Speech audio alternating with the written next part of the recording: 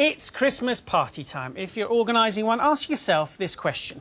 Would you choose a venue which didn't have a toilet you could use, any menus you could read, and oh yeah, when you get there, not all of you will get in? Doesn't sound great, does it?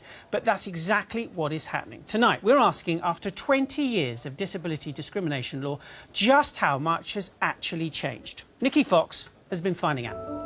Our investigation began with 50 visits to a mixture of chain and independent restaurants across the country, in Bristol, Cardiff, York, Birmingham and Manchester. We assessed them on wheelchair access and whether they had accessible toilets. We also asked if they had a large print menu for those with a visual impairment and a hearing loop.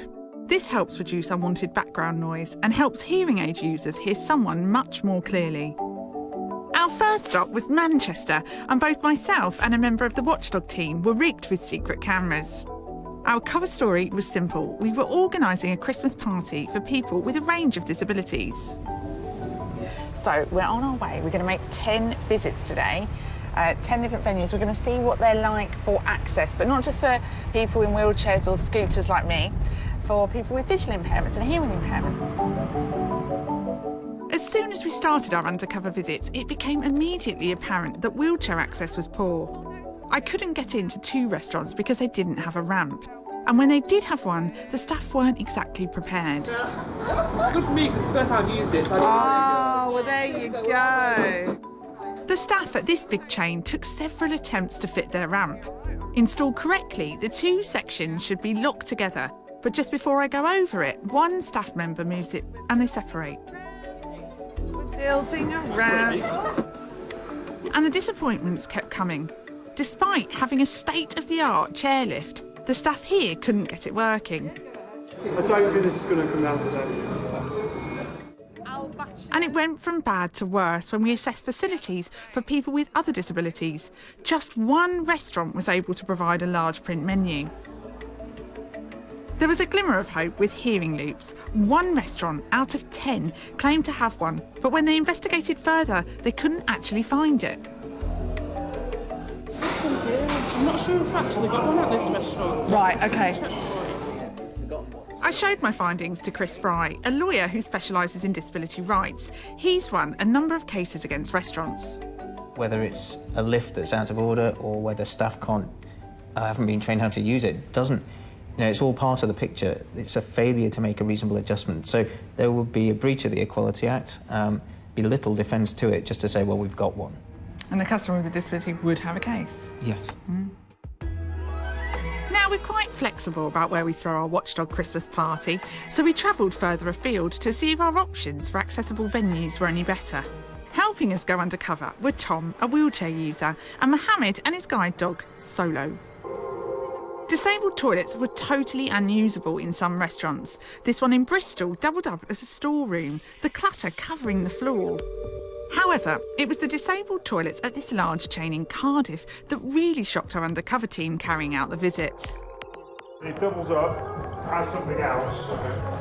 As what? As my office. Oh, it is an office. It really is my office. That's how limited the space we are. Oh God, hello. Hello. Sorry. It literally is your office. I know you thought I was joking. This is literally... Yes, you heard that correctly. This disabled toilet also acted as the restaurant's back office. If you were there and couldn't use the facilities, then you could require them. You could get a positive injunction to make it accessible. Right. And the restaurant would have to pay compensation for the embarrassment that the person would have had to be through in aborting a night. So looking at the results of our research, what was the overall picture? Well, across the 50 undercover visits we carried out, a third didn't have accessible toilets. And even when they did, some were totally unusable. And a dire 88% of restaurants didn't offer large print menus for people with visual impairments, so restaurants aren't even bothering with the more simple measures. But the worst facilities were for the hard of hearing. Just 2 restaurants out of 50 had a hearing loop in place. So there were pretty poor results all round for the restaurants we tested. But would pubs and bars fare any better in catering for our Christmas do? Time to hit the phones. We called 50 bars across the UK in Edinburgh, Southampton, Liverpool, Exeter and Belfast. We asked them whether they had accessible toilets and hearing loops. So how did they get on? Well, just like the restaurants, a third didn't have accessible toilets and just one had a hearing loop. So what's the everyday reality like? Jade, you're a wheelchair user. A couple of people that we spoke to offered to carry someone in a wheelchair up or downstairs. Has that happened to you before? I'd say it's normal for me now. I wouldn't say that I particularly enjoy it because obviously everyone can see you be carried up, and it's not just you, they have to bring the wheelchair up as well, and then you're trapped upstairs then, and you have to then find someone to help you come back downstairs. Charlie, you could do with a few hearing loops, is that right? Hearing loops have been around for years, but the problem has always been that often the technology is broken. I think often deaf people are the last thing on the list because deafness is invisible. So it's very easy for deaf people to feel like they're forgotten. Yeah, I think the important thing is, like, at the end of the day, you as a blind person or a visually impaired person, you want to just have the freedom for choice. At the end of the day, legislation can do as much as it likes, but until you change people's attitudes, nothing's going to change. So across the 100 bars and restaurants we tested, it was clear that wheelchair access needed improvement. And provisions for people with hearing and visual impairments were almost non-existent.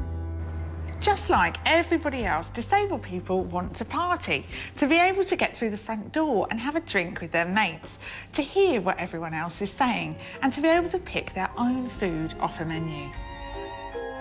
So bar and restaurant owners, do your bit. After all, this is the season of goodwill to all men and women. Merry Christmas. Merry Christmas.